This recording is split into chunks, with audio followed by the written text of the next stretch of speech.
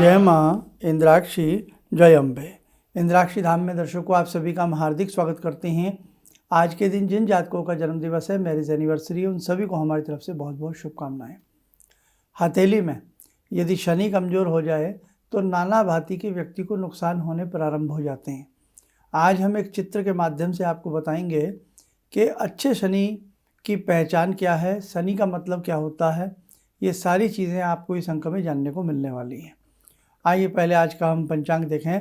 27 मार्च सन 2024, दिन बुधवार, संवत 2080, चैत्र का महीना, कृष्ण पक्ष, तिथि आज द्वितीया है, नक्षत्र चित्रा, राहु काल 12 से 1:30, दिशा सूल उत्तर पूर्व दिशा। शनि को ही भाग्य रेखा भी कहते हैं। हमारी हथेली में ग्रहों के स्थान पर हम उन्हें पर्वत शब्द कह करके यूज़ करते हैं, और एक एक रेखा अपने आप में नाना भांति की बातें समेटे रखती है। हथेली के ठीक मध्य में या मध्य से ऊपर कह लो या मणिबंध से कह लो, 2-3 स्थानों से शनि रेखा प्रारंभ होती है। यही शनि रेखा आपकी लक लाइन कहला जाती है। जैसे कह देते हैं ना बहुत लोग कि हमारा लक खराब है, हमारा भाग्य खराब है। तो लक और भाग्य खराब होने का मतलब सीधा सीधा आपकी हथेली की शनि रेखा कमज़ोर होगी ही होगी। अब शनि रेखा कहाँ होती है, आइए एक चित्र के माध्यम से देखें अपनी स्क्रीन के ऊपर। ये देखो, ये नीचे से रेखा चली है, मणिबंध से रेखा चली है। हथेली के मणिबंध के ऊपर के जो जोड़ है, यहाँ से ये रेखा चली है और ये सीधी चलते चलते चलते चलते हथेली में मध्यमा उंगली, मिडल फिंगर के नीचे तक पहुँची है। ये शनि रेखा है। इसका एक रूप और देखें। हथेली के मध्य से चली है, जहाँ राहु का स्थान होता है, यहाँ से चल करके ये मध्यमा तक पहुंची है। अब ये तीसरा रूप देखिएगा। यहाँ से ये रेखा चली है, हृदय रेखा के आसपास से चल करके मध्यमा उंगली तक पहुंची है। ये भी इसका एक रूप होता है। एक रूप और देखें। यहाँ ये शुक्र पर्वत से गोलाई लेते हुए निकली और ये शनि पर्वत के साइड में जाकर के रुक गई। ये भी आपकी लक लाइन है। एक रूप और देखो। इधर ये आपके चंद्रमा से गोलाई लेते हुए हल्की सी निकली और ये शनि पर्वत के मध्य में जाकर के यहाँ ये रुक गई। तो कहने का भाव, इस रेखा के अनेक रूप हैं। ये रेखा बड़े पुरुषार्थ से बनती है। हाथ में कोई भी रेखा आप यूँ न समझ लें कि ये मात्र आकृतियाँ हैं या ये स्वयं बन जाती हैं। हथेली की रेखाएं भी हमारे प्रारब्ध के कर्म के आधार पर बनती हैं। एक बच्चा, कई बार उसका हाथ देखा, लंबी सी दोनों हथेलियों में भाग्य रेखा पाई जाती है। निश्चित रूप से उसने कोई पूर्व जन्म में अच्छे कर्म किए हैं कि इस जन्म में उसकी हथेली में ये भाग्य रेखा अच्छी है। भाग्य रेखा अच्छी है तो भाग्य अच्छा होगा। ये प्रैक्टिकली बात है। अब बहुत लोग कह देते हैं कि साहब भाग्य रेखा है तो मेरी हथेली में बड़ी लंबी है, बहुत मोटी भाग्य रेखा है, लेकिन मुझे तो कुछ नहीं मिला। तो ये सब चीज़ों पर फिर लोग कहते हैं कि ये सब अंधविश्वास की बातें हैं। नहीं साहब, आपकी हथेली की भाग्य रेखा की कैटेगरी क्या है, वो किस प्रकार की भाग्य रेखा है। कहीं वो भाग्य रेखा दुमुही तो नहीं, कहीं वो भाग्य रेखा खंड खंड तो नहीं, कहीं वो भाग्य रेखा टूटी हुई तो नहीं, कहीं वो भाग्य रेखा मध्यमा उंगलिका के पहले पर्व पर चढ़ तो नहीं रही, कहीं वो भाग्य रेखा काली तो नहीं, कहीं वो भाग्य रेखा नाली जैसी पानी तो उसमें नहीं भरता, यानी कि पसीना से हमेशा वो भाग्य रेखा आपकी भरी तो नहीं रहती। तो बहुत सारी ऐसी चीज़ें हैं। अब जैसे मैं एग्जांपल आपको एक और दिखा सकता हूँ। आप देखें, ये भाग्य रेखा है, ये देखो, इसमें 3, 2 कितने सारे कट लगे हैं। तो ये कट भाग्य रेखा में लगे हैं। एक और प्रारूप देखो, भाग्य रेखा चली मध्य से और मध्य से भाग्य रेखा चल करके आपकी मिडल फिंगर के खाने के ऊपर चढ़ गई।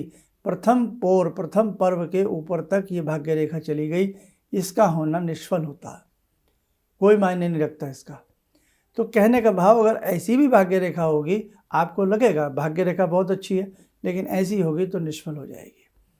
तो ऐसे ही मेरे साथ को, अब जो मैंने पहली कैटेगरी बताई थी, अगर उस प्रकार की आपकी हथेली में भाग्य रेखा है तो वो लाभ तो ज़रूर देगी, लेकिन किस उम्र पर जाकर के देगी, कब उसका फल मिलेगा, उसके लिए उसका आकलन करना पड़ता है।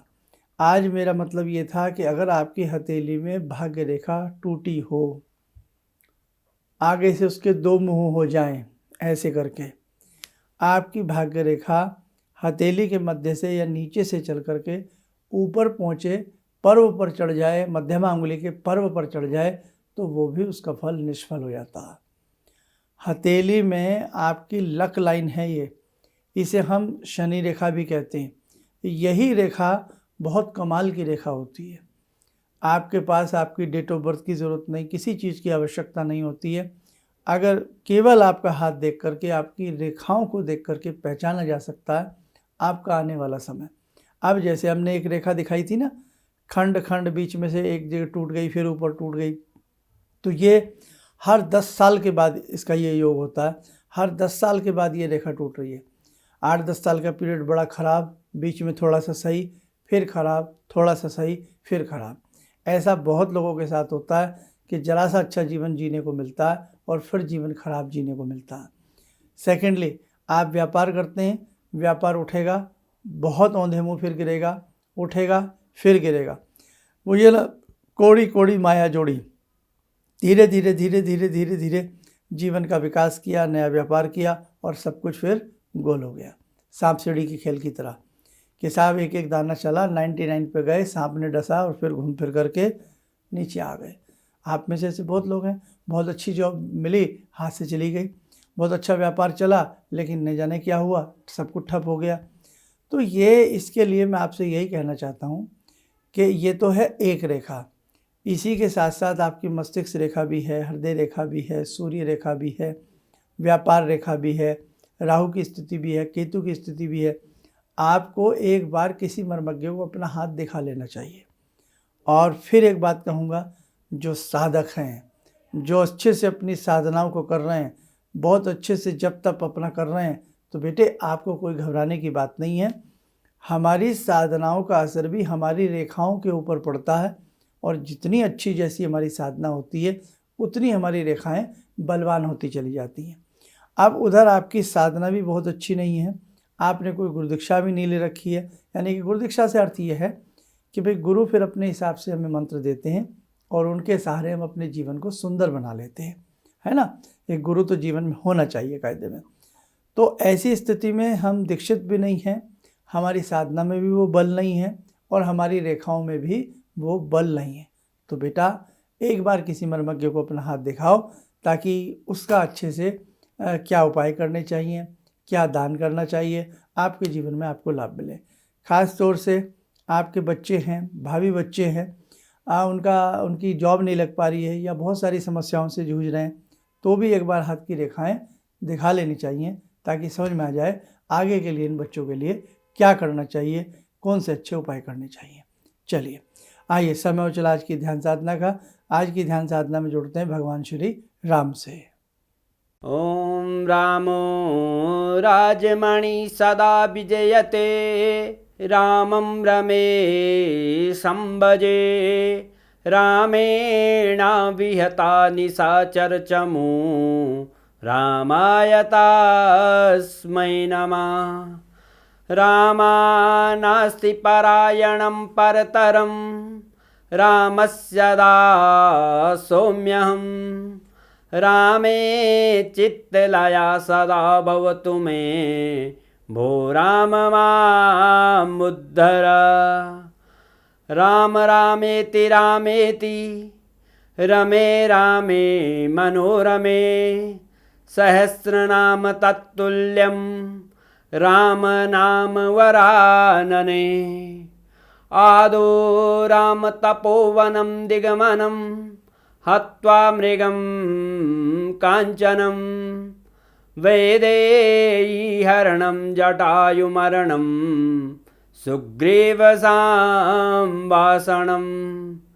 बाले निग्रहणं समुद्रतरणं, लङ्कापुरे दाहनं, पश्चात् रावणकुम्भकर्णहननम्, एतद्धि रामायणम्।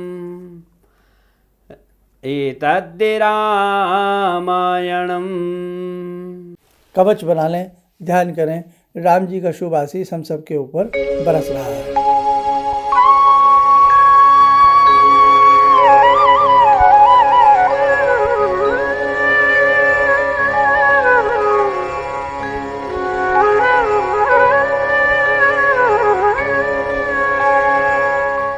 बोलते हुए नेत्र खोलें, सामान्य हो जाए। देखो साधकों, छोटी छोटी बातें हैं हथेली में, रेखाओं में, ज्योतिष में, लेकिन ये छोटी छोटी बातें कई बार अगर सुलझ जाएं तो जीवन सुलझ जाता है, जीवन आसान हो जाता है। 31 दिन की साधना बहुत विधि विधान से आप सबकी हो गई, बहुत खुशी की बात है। और अगला पड़ाव एक बहुत बड़ा पड़ाव होगा, बहुत अच्छा पड़ाव होगा। उस पड़ाव के लिए आप तैयार रखें, और उसके बाद मुझे यकीन है पूरा कि फिर आपको बहुत ज़्यादा परिश्रम करने की आवश्यकता नहीं पड़ेगी। जीवन में आपके सुख शांति जरूर आएगी। अगले पड़ाव का इंतज़ार करिएगा, और बाकी प्रतिदिन हमारे ये कार्यक्रम आते हैं, इन्हें देखते रहिए और कुछ ना कुछ आपको समझ में जरूर आएगा। आप स्वस्थ रहें, सुखी रहें। इन्हीं शुभकामनाओं के साथ हम अपनी वाणी को विराम देते हैं। जय जय अम्बे। किसी भी समस्या के समाधान के लिए मिले प्रसिद्ध हस्तरेखा एवं वास्तु विशेषज्ञ प्रोफेसर धर्मेंद्र शर्मा जी से। नोट: शिविर में भाग लेने हेतु एवं व्यक्तिगत रूप से मिलने के लिए कॉल करने का समय सुबह 10 बजे से शाम 6 बजे तक। हमारे विभिन्न ज्ञानवर्धक कार्यक्रम देखने के लिए आप हमें अभी सब्सक्राइब करें, बेल आइकन को प्रेस करें ताकि आप देख सकें हमारा कार्यक्रम सबसे पहले। और अधिक जानकारी के लिए फेसबुक पेज को लाइक करना न भूलें।